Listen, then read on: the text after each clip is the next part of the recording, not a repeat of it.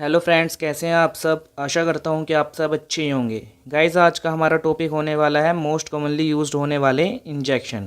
तो जो injection daily बहुत ज़्यादा, मतलब डेली का कहने का मतलब है कि सबसे ज़्यादा यूज़ होते हैं, आज हम उन इंजेक्शन की, कुछ इंपॉर्टेंट इंजेक्शन की बात करेंगे। तो आप पूरी वीडियो में अंत तक बने रहें। आज हम कम से कम भी 20+ इंजेक्शंस कवर करेंगे जो डेली लाइफ में यूज़ होते हैं। तो सबसे पहले हम बात करते हैं, सबसे पहले आता है इंजेक्शन एट्रोपिन। एट्रोपिन इंजेक्शन है, ये सबसे ज़्यादा यूज़ होता है हमारा किस कंडीशन में, एमरजेंसी कंडीशन में। जब पेशेंट है हमारे पास या फिर कोई भी पर्सन है, उसे ब्रैडीकार्डिया हो जाता है। ब्रैडीकार्डिया का मतलब क्या होता है, लो डिजीज़, मतलब जो हार्ट रेट है, हार्ट बीट है, वो हमारी क्या हो जाती है, डिक्रीज़। इसी के एक अपोजिट टर्म होती है tachycardia. Tachycardia means क्या होता है, जिसमें क्या होता है, हार्ट रेट इंक्रीज हो जाता है। और इसका सेकंड यूज़ क्या करते हैं हम, इसका सेकंड यूज़ होता है किसमें, डिक्रीज म्यूकस क्रीशन। मान लीजिए अगर पेशेंट को एनेस्थीसिया देना है, एनेस्थीसिया देने से पहले क्या करते हैं, इसका इंजेक्शन लगाया जाता है, जिससे क्या होता है, सलाइवा है जो भी, वो नहीं, वो होता है, सिक्रीट नहीं होता है। नेक्स्ट इंजेक्शन की तरफ बढ़ते हैं। नेक्स्ट इंजेक्शन है हमारा डोपामिन इंजेक्शन। ये भी एक बहुत इंपॉर्टेंट इंजेक्शन है जो इमरजेंसी में यूज़ होता है। आप यहाँ पे इमेज में देख भी सकते हैं, इस किस नाम से आता है, डोपर नाम से आता है। और यहाँ पर स्पेशली लिखा है फॉर आईवी यूज़ ओनली। इस किस में हेल्प करता है, हमारा सेप्टिक शॉक में, हार्ट अटैक आया पेशेंट को उस केस में, कार्डियोजेनिक शॉक में, उन कंडीशन में हम कौन सा इंजेक्शन लगाते हैं, डोपामिन का इंजेक्शन लगाते हैं। आगे हम बात करते हैं, आगे हमारा इंजेक्शन आता है एविल। एविल को हम किस नाम से जाते हैं, इसे पेरिनिम के नाम से भी जाना जाता है। ये किस में हेल्प करता है, हमारा सबसे पहले हेल्प करता है ये एलर्जी में, ईचिंग में, रेड स्पॉट्स हो जाते हैं, स्किन रैश हो जाते हैं, बी बाइट मतलब मधुमक्खी काट लेते तो वहाँ पे चकत्ता पड़ जाता है, या फिर सिंपल किसी को एलर्जी हो जाती है, जैसे वहाँ पे रेड रेड रेड रेड ऐसे चकत्ते बॉडी पे पड़ जाते हैं, तब हम किसका यूज़ करते हैं, एविल इंजेक्शन का यूज़ कर सकते हैं। आप इनका स्क्रीनशॉट भी ले सकते हैं, और आप ये कुछ इंपॉर्टेंट टर्म है जिसको आप अपनी नोटबुक में भी नोट कर सकते हैं।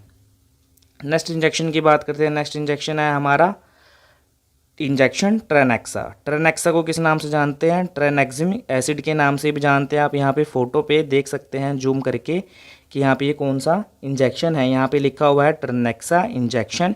ये मार्केट में ट्रेनेक्सा के नाम से ही मिलता है, लेकिन ये जिसका नाम, पूरा कंप्लीट नाम क्या होता है, ट्रेनेक्सिमिक एसिड इंजेक्शन। और ये यहाँ पर स्पेशली मेंशन हुआ है आईवी यूज़ ओनली। ये अब इसका यूज़ देखते हैं, ये यूज़ किस में होता है सबसे ज़्यादा। जैसे मान लीजिए पेशेंट है, पेशेंट को हैवी ब्लीडिंग है, सीवियर एक्सीडेंट हो गया, तो पेशेंट की जो ब्लीडिंग है वो स्टॉप नहीं हो रही है। जैसे नॉर्मल ब्लीडिंग टाइम, ये भी हम एक नेक्स्ट वीडियो में कवर कर लेंगे। जैसे मान लीजिए हैवी ब्लड है, कि जैसे पेशेंट है, चोट लग गई, एक्सीडेंट हो गया है, वो इतना सीवियर ब्लड हो रहा है कि ब्लड बहुत ज़्यादा लॉस हो गया है, उस कंडीशन में हम इसका यूज़ करते हैं। या फिर मान लीजिए जो लेडीज़ हैं, मेंस्ट्रुअल पेन है, या फिर जब उस टाइम पे जब मेंसेस आते हैं लेडीज़ को या गर्ल्स को, जब भी मेंसेस आते हैं तो क्या होता है, कई बार इतना हैवी फ्लो होता है कि वो स्टॉप ही नहीं होता है। उस कंडीशन में भी हम इसका यूज़ करते हैं। नेक्स्ट इंजेक्शन के बारे में बात करते हैं हम। नेक्स्ट इंजेक्शन है हमारा हेपरिन। हेपरिन क्या करता है, ये एंटी कोगुलेंट इंजेक्शन है। जैसे मान लीजिए कि ब्लड है, वो ब्लड को क्या करता है, ये कोगुलेंट होने से बचाता है। जैसे मान लीजिए वेन है, अगर यहाँ पे कोगुलेशन फॉर्म हो रही है या फिर कुछ हो रहा है, तो ये यहाँ पे एंटी कोगुलेंट का मतलब है कि ये यहाँ पे क्लॉट नहीं बनने देता है, और ब्लड हमारा ईजिली फ्लो होता रहता है वेन में से एक तरफ से दूसरी तरफ, हमारा वेन में से जाता रहता है ब्लड। इसलिए हम हेपरिन इंजेक्शन का यूज़ करते हैं। नेक्स्ट की बात करते हैं हम इंजेक्शन ज़ैलोकेन। ज़ैलोकेन किसके नाम से आता है, ये लिग्नोकेन के नाम से मार्केट में ज़्यादा हिट है। इसका मतलब क्या होता है, जनरल एनेस्थीसिया। मान लीजिए अगर छोटे मोटे टांके लगाने हैं, चोट है, ड्रेसिंग करनी है, या फिर जहाँ पे पेन हो रहा है। और हम क्या कह सकते हैं कि जैसे मान लीजिए कि पेशेंट है, पेशेंट को क्या है कि कोई मिनिमम सर्जरी होनी है, कोई नॉर्मल सी सर्जरी होनी है, छोटी सर्जरी होनी है, या फिर टांके लगाने हैं, तब हम इसका इंजेक्शन का यूज़ करते हैं। या फिर जो हमारे कौन से होते हैं, बीडीएस डेंटल डॉक्टर होते हैं, वो क्या करते हैं, वो भी इनका इंजेक्शन हमारे दांत में टीथ निकालने के लिए, टीथ निकालने के टाइम पे भी इसका यूज़ किया जाता है। इसमें आते हैं एंटीबायोटिक्स। ये एंटीबायोटिक्स का क्या काम होता है जी, ये एंटीबायोटिक्स होते हैं, ये क्या करते हैं, बैक्टीरिया को किल करने में हेल्प करते हैं। जो हमें किस में हेल्प करते हैं, हमारे किसी भी टाइप का इन्फेक्शन है उसे ट्रीट करने में हमें मदद करते हैं। तो सबसे पहले हम एंटीबायोटिक की बात करें, सबसे पहला एंटीबायोटिक आता है इसमें हमारे पास सेफ्ट्रैक्सोन, सेकंड नंबर पे आता है अमीकासिन, थर्ड नंबर पे आता है ओफ्लॉक्सासिन, फोर्थ पे आता है नॉरफ्लॉक्सासिन। ये दोनों सेम ही फैमिली, मतलब सेम ही इंजेक्शन है, एक तरीके से सेम ही कह सकते हैं। तो हम सबसे पहले इंजेक्शन के बारे में बात करें जिसका नाम है सेफ्ट्रैक्सोन। ये सेफ्ट्रैक्सोन इंजेक्शन क्या होता है, ये हमारे पास 500 mg में भी होता है, 1000 mg में भी अवेलेबल होता है। इसे हम क्या करते हैं, डाइल्यूट कर लेते हैं। पहले डाइल्यूट करने के बाद हम इसे क्या करते हैं, हम NS की जो बोतल होती है, NS है, नॉर्मल सलाइन है, ये पाउडर फॉर्म में हमारे पास अवेलेबल होता है। तो हम इसे क्या करते हैं, NS लिया या स्टरलाइल वाटर होता है, इसमें डाइल्यूट कर लिया। उसके बाद NS की चाहे 100 ml अगर पेशेंट को, या फिर कोई भी ऐसे 500 ml की चल रही है, तो उसमें हम डाल के पेशेंट को बिल्कुल स्लो देते हैं। इसे स्लो देने का मेन रीज़न है कि क्या, ये बहुत ज़्यादा पेनफुल होता है, और यहाँ पे क्या कर देता है, ये जहाँ पे कैनुला लगा होता है वहाँ पे क्या करता है, इन्फिल्ट्रेशन कर देता है उस साइड पे, वहाँ पे रेडनेस हो जाती है, तो पेशेंट को बहुत ज़्यादा डिस्कम्फर्ट होता है। इसलिए इस मेडिसिन को हमेशा NS में ही देना चाहिए। डायरेक्ट देने पे पेशेंट को कंडीशन सीवियर हो सकती है। नेक्स्ट इंजेक्शन की बारे में हम बात करें तो नेक्स्ट इंजेक्शन है हमारा अमीकासिन।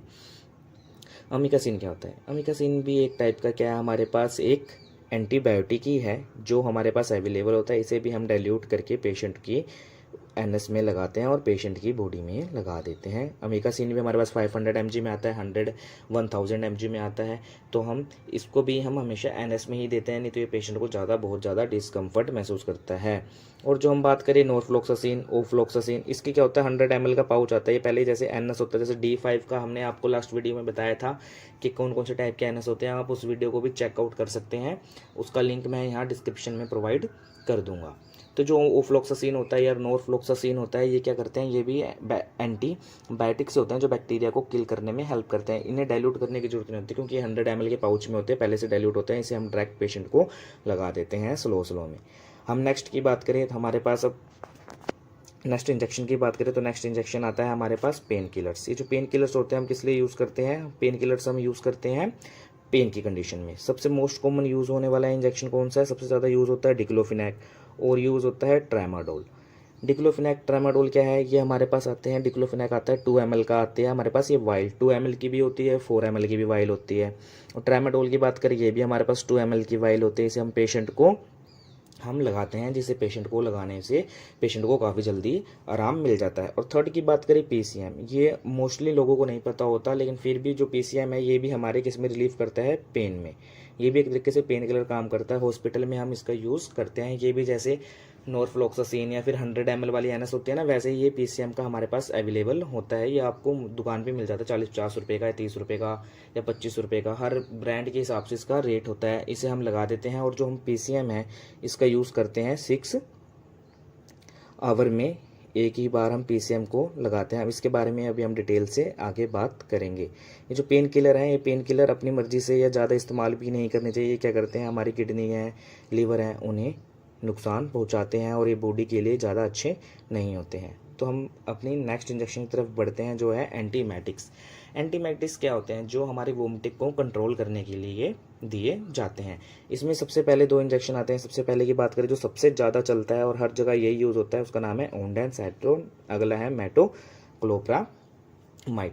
इसकी ओंडेनसेट्रोन की मार्केट में टैबलेट भी अवेलेबल है, लेकिन टैबलेट इतनी जल्दी आराम नहीं देती है जितना इंजेक्शन आराम देता है, और इसे हम एमसेट के नाम से भी जानते हैं। अगर आप शॉप वालों को या मेडिकल वालों को बोलोगे एमसेट, तो वो आपको ओंडेनसेट्रोन का इंजेक्शन दे देंगे। ये भी ज़्यादा महंगे नहीं आते, इनका भी रेट सेम ही रहता है। जैसे इसमें सिप्ला ब्रांड आते हैं, बहुत ज़्यादा ब्रांड है, इसमें यूज़ होते हैं। ओंडेनसेट्रोन इसलिए यूज़ होते हैं, जैसे मान लीजिए पेशेंट है, पेशेंट को क्या है, वोमिटिंग हो रही है, वोमिटिंग 4 टाइम्स होगी, 5 टाइम्स 7 टाइम पेशेंट को वीकनेस होने लगी है, वोमिटिंग रुकी नहीं है, किसी भी इन्फेक्शन की वजह से, किसी भी अन्य कारण, बहुत सारे कारण हो सकते हैं, लेकिन सबसे मेन जो कॉमन कारण होता है कि इन्फेक्शन हो गया है, फूड पॉइजनिंग हो गया है, पेशेंट ने कुछ गलत खा लिया है, या फिर कुछ भी कारण है। और अगले इंजेक्शन के बारे में बात करें जिसका नाम है मेटोक्लोप्रामाइड। मेटोक्लोप्रामाइड का भी इसलिए यूज़ होता है, लेकिन मेटोक्लोप्रामाइड है जो सबसे ज़्यादा यूज़ होते हैं किस कंडीशन में, GERD। हम GERD की बात करें, GERD क्या होता है, इसका नाम है गैस्ट्रो ईसोफेजियल रिफ्लेक्स डिजीज़। इसमें क्या होता है, जैसे मान लीजिए पेशेंट है, ये हमारे पास, ये पेशेंट है, ये पेशेंट है, मान लीजिए पेशेंट है, ये है पेशेंट है ये, ठीक है जी, ये पेशेंट आ गया हमारे पास ऐसे, ये पेशेंट के हाथ हैं, ये पेशेंट का पेट है। इसमें मान लीजिए पेशेंट ने क्या करा, सबसे पहले क्या करा, पेशेंट ने खाना खाया। ये पेशेंट से खाना खाता हुआ इसोफेगस से आता हुआ स्टमक में पहुंच गया। स्टमक में पहुंचने के बाद क्या हुआ, ये जो खाना है फिर दोबारा यहाँ से पहले इधर आया, फिर इधर से फिर दोबारा यहाँ पे माउथ में आने लगा। इसे हम कहते हैं गैस्ट्रोइसोफेजियल रिफ्लक्स डिजीज। इससे प्रिवेंट करने के लिए पेशेंट को हम क्या देते हैं, मेटोक्लोप्रामाइड का इंजेक्शन देते हैं। अब हम नेक्स्ट इंजेक्शन की तरफ बढ़ते हैं, जो सबसे ज़्यादा यूज़ होते हैं उसका नाम है एंटीपायरेटिक इंजेक्शन। ये हम वैसे कॉमनली यूज़ नहीं करते हैं। कॉमनली तो क्या यूज़ होता है, जैसे मान लीजिए आम दुकानों पे हम क्या यूज़ करते हैं, पीसीएम वगैरह का ही यूज़ किया जाता है। पीसीएम वगैरह का ही यूज़ किया जाता है। पीसीएम जैसे मान लीजिए कैसे कि हम टैबलेट का यूज़ करते हैं, जैसे डोलो आते हैं 650, ठीक है जी, डिफेन प्लस के नाम से आते हैं, बहुत ज़्यादा कंपनियों के नाम से आते हैं। इसमें क्या होता है, एसिटामिनोफेन कॉम्बिनेशन होता है और प्लस कोई पेन किलर ऐड होता है, आइबुप्रोफेन होता है या फिर कुछ भी होता है, और उसके बाद मैफेनेपिक भी एसिड होता है। ये सब यूज़ किए जाते हैं। लेकिन जो ये हमारा पीसीएम है, इसका मोस्ट कॉमनली यूज़ कहाँ पे किया जाता है, पीसीएम का मोस्ट कॉमनली यूज़ करते हैं हॉस्पिटल में।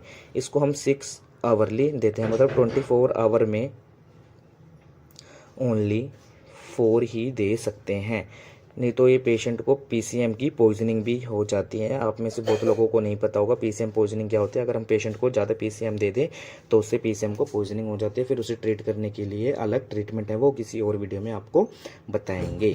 चलिए हम नेक्स्ट इंजेक्शन की तरफ बढ़ते हैं, जिसका नाम है पेंटापराजोल और रेंटिडिन। ये 2 इंजेक्शन है। इन इंजेक्शनों का किस लिए यूज़ होता है, गैस्ट्राइटिस कंडीशन में, गैस हो रही है पेशेंट को स्टमक में। पेंटाप्रोजोल है, ये हमारे पास टैबलेट में भी आता है। बहुत से लोग इसे डेली यूज़ करते हैं, लेकिन डेली यूज़ नहीं करना चाहिए इन्हें, ठीक है जी। इसमें क्या होता है कि पेंटाप्राजोल कैसे हम यूज़ करते हैं, इसे हम डायरेक्ट भी यूज़ कर सकते हैं। ये 40 mg का इंजेक्शन होता है। यहाँ पे आप स्क्रीन पे देख सकते हैं, मैंने यहाँ पे स्क्रीन पे बना रखा है पेंटापराजोल को। इसे भी आप डाइल्यूट करना होता है। डाइल्यूट करके हम पेशेंट को डायरेक्ट आईवी भी दे सकते हैं खाना खाने से आधा घंटा पहले, और जो अगर उसका आईवी फ्लूइड या फिर एनएस नॉर्मल सलाइन जो चल रहा है उसमें भी डाल सकते हैं। और नेक्स्ट उसकी बात करें तो नेक्स्ट आता है हमारे पास रेंटिडिन। ये टैबलेट की फॉर्म में भी आता है। इसकी टैबलेट आते हैं 150 mg। जैसे पेशेंट को गैस बन रही है, स्टमक पेन हो रहा है, जैसे पेशेंट को लगता है कि यहाँ पे हार्ट में कुछ हो रहा है, लेकिन हार्ट में कुछ नहीं, वहाँ पे गैस हो रही होती है, जैसे बिल्कुल मिड एपिगैस्ट्रिक रीजन की तरफ में थोड़ा सा राइट साइड में होता है, तब इस चीज़ का यूज़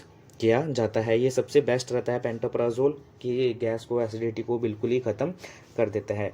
हम नेक्स्ट इंजेक्शन की तरफ बढ़ते हैं। नेक्स्ट इंजेक्शन आता है हमारा किस लिए, स्टमक पेन के लिए। स्टमक पेन में मतलब हम सबसे ज़्यादा यूज़ करते हैं 2 इंजेक्शन कॉमनली। मेन सबसे ज़्यादा यूज़ होता है ड्रोटिन। ये ड्रोटिन के नाम से आता है, लेकिन इसका साल्ट होता है ड्रोटाविन हाइड्रोक्लोराइड ऐसे करके कोई साल्ट होता है। एक होता है हायोसिन।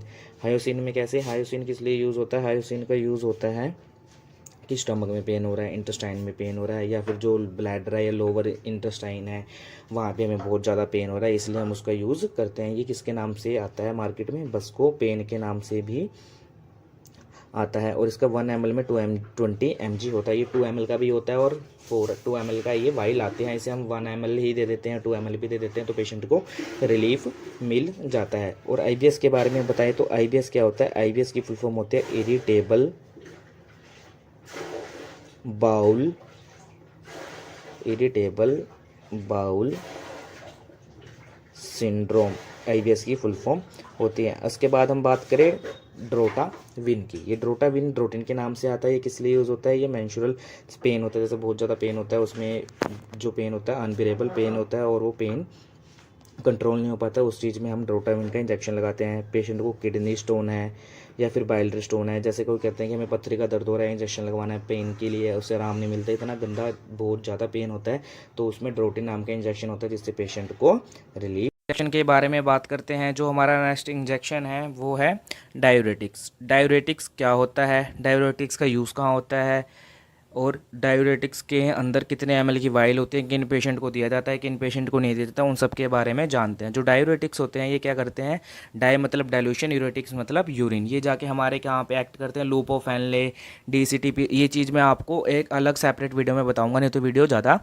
लंबी हो जाएगी। ये डायूरेटिक्स क्या करते हैं, जैसे मान लीजिए पेशेंट वाटर कंज्यूम कर रहा है या कुछ भी लिक्विड फ्लूइड ले रहा है, लेकिन क्या है अमाउंट ऑफ यूरिन नहीं बन रहा है, मतलब जितना यूरिन आना चाहिए उतना यूरिन नहीं आ रहा है। कितना यूरिन आना चाहिए, कि मैंने आपको लास्ट वीडियो में बताया था कि 24 आवर्स में कितना यूरिन आता है, 720 ml। लेकिन अगर इससे कम आ रहा है या बहुत ही कम आ रहा है, जैसे 300-400 ml आ रहा है, तब ये कंडीशन हो जाती है। तो इसमें हमें लैसिक्स का यूज़ करना पड़ता है। या फिर जो पर आवर के हिसाब से लगा के चले, 1 आवर में आना चाहिए हमारा कितना 30 ml, लेकिन ये 30 ml से कम होकर कितना आ रहा है 5 ml, 7 ml, 10 ml आ रहा है इतना।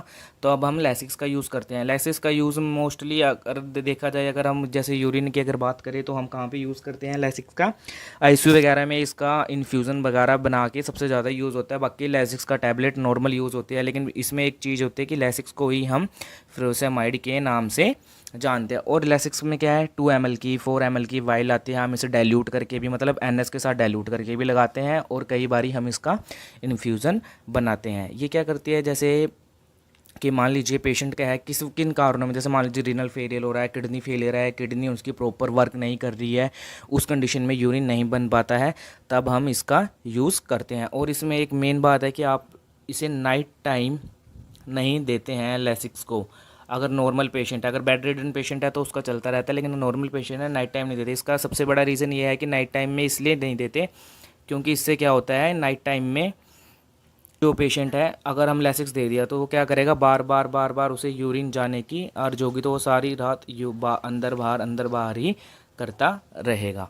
तो अब हम नेक्स्ट मेडिसिन इंजेक्शन के बारे में बात करते हैं। जो मोस्ट इम्पोर्टेंट इंजेक्शन होता है जो है हमारा कौन सा, डेरिफाइलिन, हाइड्रोकोर्टिसोन और डेक्सामेथासोन। सबसे पहले आता है डेरिफाइलिन, फिर आता है हाइड्रोकोर्टिसोन, फिर आता है डेक्सामेथासोन। यहाँ पे आप इमेजेस लगाई हुई हैं, आप यहाँ पे इमेजेस भी देख सकते हैं। ये किस प्रॉब्लम में यूज़ किया जाता है, जैसे ब्रीथिंग प्रॉब्लम है, एलर्जी है। हाइड्रोकोर्टिसोन कैसे यूज़ होता है, हाइड्रोकोर्टिसोन मेनली यूज़ होता है कब, जैसे मान लीजिए पेशेंट को अस्थमा की कंडीशन है, या फिर सीवियर ब्रीथिंग प्रॉब्लम हो गया, सडनली शोक की कंडीशन आ गया एकदम से, या फिर पेशेंट को एलर्जी हो गई है किसी भी चीज़ से, एनाफ्लेटिक रिएक्शन हो रही है, तब हाइड्रोकोर्टिसोन का यूज़ करते हैं। डेरिफाइलिन किस में हेल्प करता है कि जैसे मान लो पेशेंट को ब्रीथिंग लेने में, सांस लेने में दिक्कत हो रही है, तब हम डेरिफाइलिन का यूज़ करते हैं। डेक्सामेथासोन का भी तभी यूज़ करते हैं अस्थमा कंडीशन में, एलर्जी में। ये क्या है, ये एक स्टेरॉइड है, आप यहाँ पे देख सकते हैं। ये यहाँ पे 100 mg का ये हाइड्रोकोर्टिसोन आता है एक।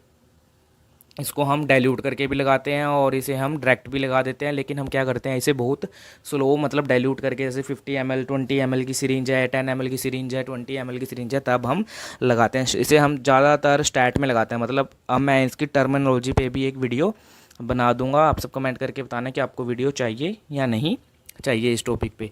और जो डेक्सामेथासोन है, अब डेक्सामेथासोन के बारे में है कि इसको क्या नाम है, सोडियम फोस्फोफेट होता है। इसमें क्या होता है, 120 mg पर 30 ml होता है, मतलब 1 ml में इसमें कितना होता है, 1 ml इक्वल टू 4 mg के बराबर होता है। इंजेक्शन की बात करते हैं, इसका नाम है मल्टीविटामिन इंजेक्शन। सबसे पहले हम इसके कलर की बात करते हैं। ये कलर होता है इसका येलो कलर। कौन से कलर का इंजेक्शन होता है, ये हमारे पास होता है येलो कलर का इंजेक्शन होता है। आपने कई बार देखा होगा कि जब भी डॉक्टर के पास जाते कहते कमजोरी हो रही है, तो डॉक्टर कहते कोई बात नहीं इंजेक्शन लगा देते। वो क्या करते हैं, एनएस लेते हैं, एनएस में इसका एम्प्यूल तोड़ते हैं और एनएस में इसे डाल के पेशेंट को लगा देते हैं। तो आपने देखा होगा कि उसका कलर हो जाता है बिल्कुल कैसे, पेल येलो कलर का इंजेक्शन पेल कलर येलो का एनएस नॉर्मल सलाइन हो जाते हैं। इसे मोनली 100 ml में भी यूज़ कर लेता है अगर वीकनेस के लिए लगाना है। अगर पेशेंट को पहले से ड्रिप चल रही है तो ये 500 ml की नॉर्मल सलाइन में भी डाल देते हैं।